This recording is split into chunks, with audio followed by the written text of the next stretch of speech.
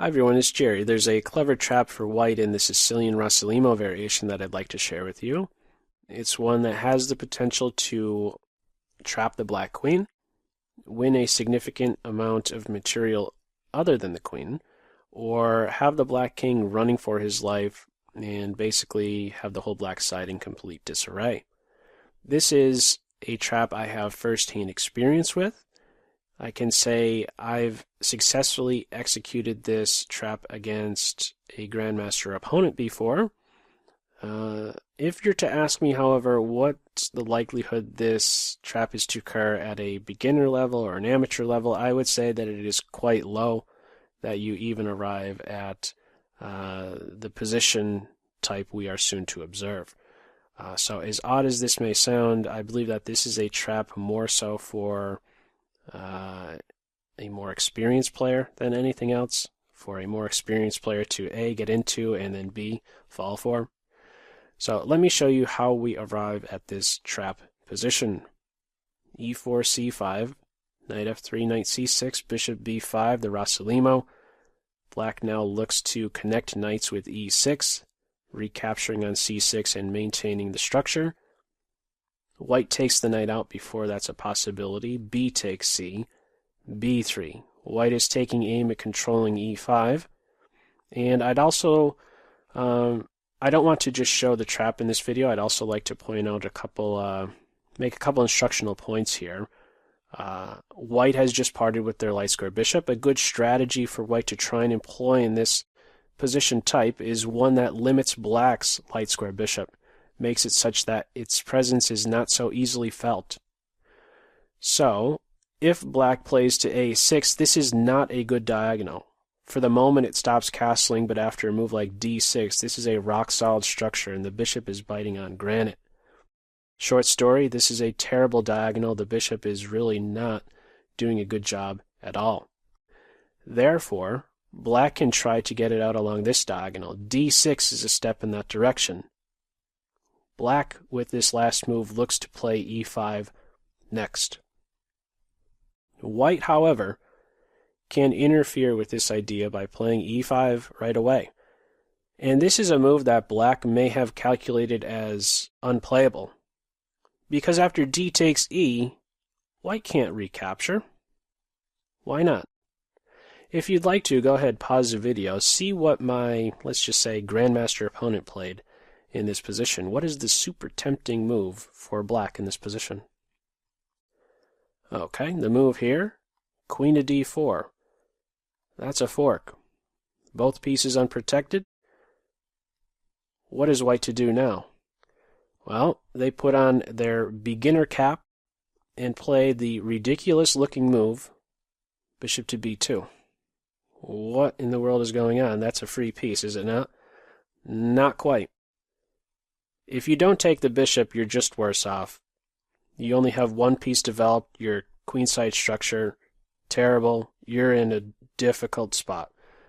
So let's cover queen takes bishop. What's the story now? Well, knight c3.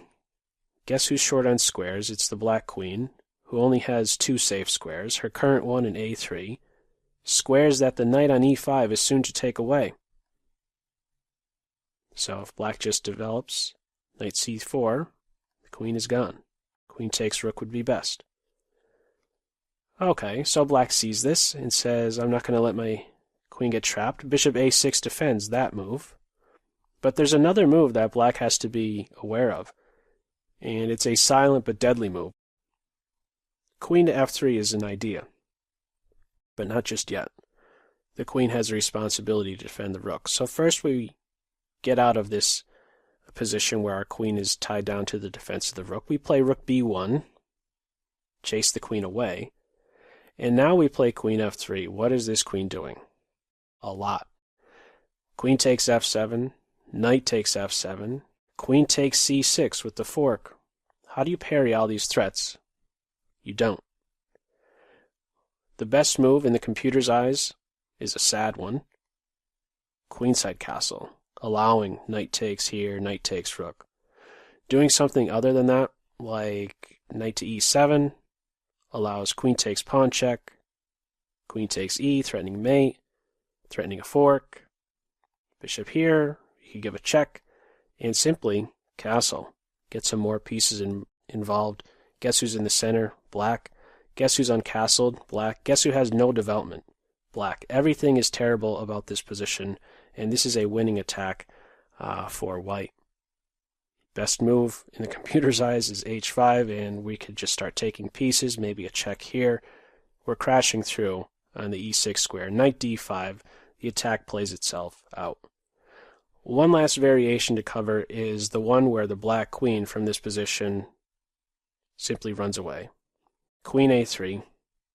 We once again play this key move, queen f3, this silent but very strong move, queen f3. Yet again, this would be the best continuation, and we once again take here, and simply from this point, in that other variation, the bishop was on a6, and we were able to capture on e6, but from here we simply get more pieces involved, we complete our development, and as mentioned in the beginning of this video, this is the position where the king is running for his life, and there's just no coordination whatsoever for black. From a structural standpoint, it's just terrible. The queen is out of play, all the pieces still here on their back rank. The knight, he's tethered to the defense of this pawn, otherwise knight takes c6 his mate. Just kind of being familiar with some ideas here. Rook to e1 to activate your pieces, maybe even d4 and then getting on the d file. Knight to e4, looking to sink into these dark squares is an idea, as well as moving the queen away, and then we have some possibility of a fork. This is not some clear-cut trap that we would maybe see out of the two knights defense, where the game ends in like checkmate, where you could have the start to finish play out, exactly how the trap is shown. That's not how this trap is. This is more of acquiring a strong winning attack here out of the Sicilian Rossolimo. Yeah, this is one that I wanted to share with you. It's super cool to see this bishop to b2 move. I know I was really surprised when I first found out about this, reviewing it with the computer. Bishop to b2 looks completely ridiculous, but yeah, in the end, it's really black who is getting themselves into a world of hurt, let's just say. So, as usual, feel free to leave any feedback to this video in the comment section below. And as usual, I hope you got something out of it, or maybe just enjoyed seeing this neat little trick out of the Sicilian Rossolimo. That's all for now. Take care. Bye.